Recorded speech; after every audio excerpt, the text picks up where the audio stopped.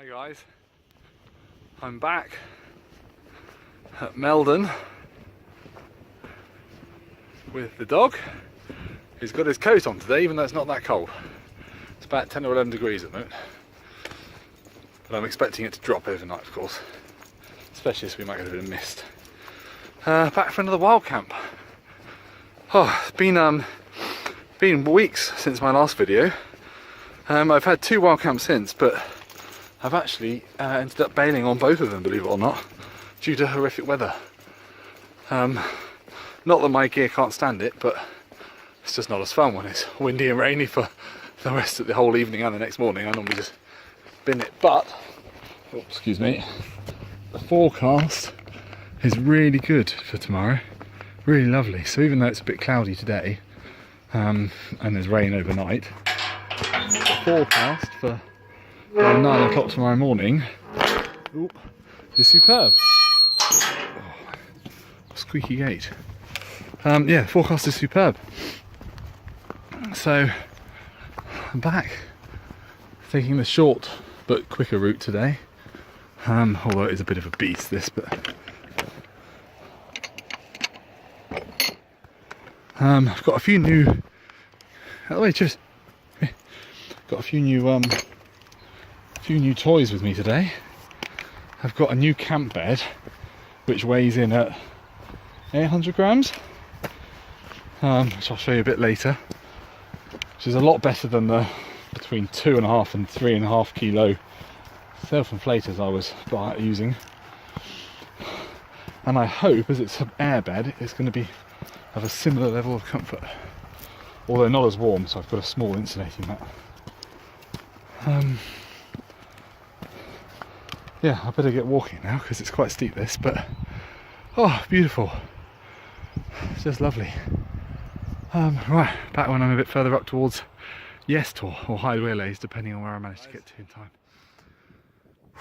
I'm about, well, I'm well over halfway of the journey, but I'm about a quarter of the way or maybe a third of the way up Yestor now. It's just started to spit a bit, so I might need some more spruce in a minute. Quite a lot of cloud coming in. Not looking too bad from there, but quite a lot darker over there. So we'll see what it's like when I get up. It's taken about half an hour so far, so hopefully I'll be up within another 20 minutes or so. Yeah, starting to feel a bit dark and a bit damp, although it's still another at least an hour and a half till it gets dark. So I should crack on and get the tent up really and get comfy. Whew. God, so I'm enjoying this little rest before this monster climb again. Although I am a couple of kilos lighter than usual, so that's something at least. Anyway, I'll film again when I'm up and set up. Hi guys, this is a brief, I suppose I'll use the word review, of some sloe gin, but I've got 2 different types. On the left is a genuine Sipsmith sloe gin, never opened, that's really nice. On the right is one I had a few, probably last time I came out actually, and I've topped it up now with Plymouth sloe gin, so it's already opened, I've taken the seat, I'll just let it sit there. So I'm just going to try each and see which I prefer.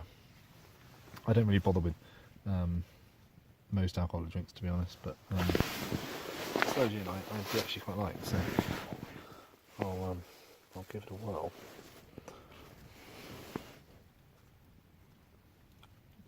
I probably hear some chili con carne cooking in the background on the tram gear, but that can wait.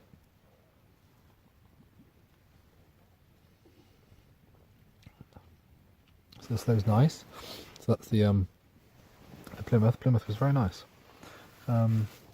Quite fruity, I would say, which you'd expect from sloe gin. Put that back on. Let's try this one. So this is the genuine. Not sure if I can undo this one with my hand. No, I can't undo it with my hand. God, I can't undo it with both hands. There you go.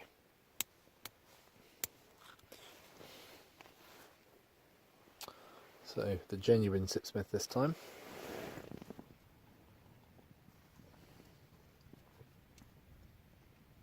subtly different. Perhaps not quite as nice. Little less sweet, which isn't a bad thing at all. Possibly a slightly higher percentage, or at least it tastes it. So either it is a higher percentage or it's slightly rougher. And less fruity as well. So a little less sweet, a little less fruity, perhaps a little rougher.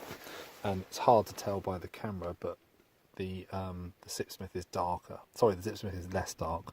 The stuff on the right is darker. The Plymouth Sloe Gin is darker. But in bright light like this, it's quite hard to tell the difference. You can just about see it there, can't you? On the left, it's brighter, lighter. There we go. Yeah, so if you're not one for strong for beers and things, then these are actually pretty nice. Morning, guys. It's about 8:30, 8:45. I slept for ages. I woke up at several times during the night, and I woke up at 6 o'clock thinking that was as much sleep as I was going to get, and then zonked out for another 2 hours. At 8:30, it was thick in fog and really cold, and 5 minutes later, it was like this. So the sun's trying to burn through the cloud, although there's still cloud up there. Oh, what a view! Not the amazing sunrise I was hoping for, but still lovely.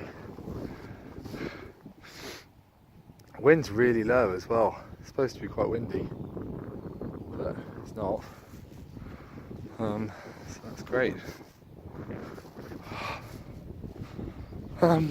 Yeah. Slept quite well. That I'll do a proper summary of the thoughts of that sleep mat and tent later, but so far not bad. Not as nice as the other one, but the other one was 3.5 kilograms, so that's to be expected, I suppose. Oh, it's just lovely up here.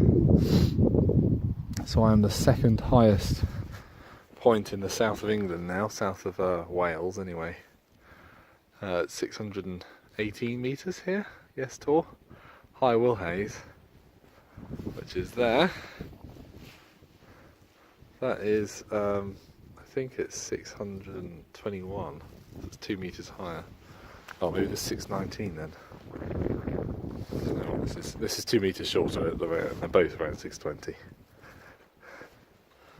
Oh, just lovely. I'm hoping that sun's going to dry off the tent because it was quite dewy and wet. I didn't really hear it rain during the night. It was supposed to. It might have done a little, but if it did, I slept through it.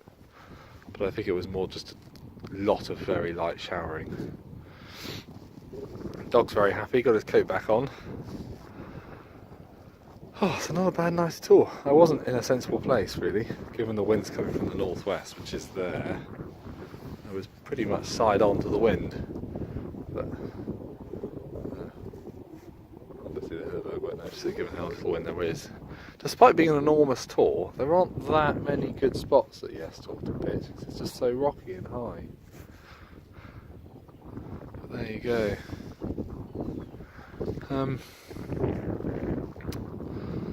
Yeah, this is it, guys. I'm going to pack up, I think. People coming over from there, look. I'm going to start packing up and get a bit of a wiggle on, I think. Go home and have some breakfast. I don't normally bother with breakfast, actually, and I probably won't today. I think everyone's wind.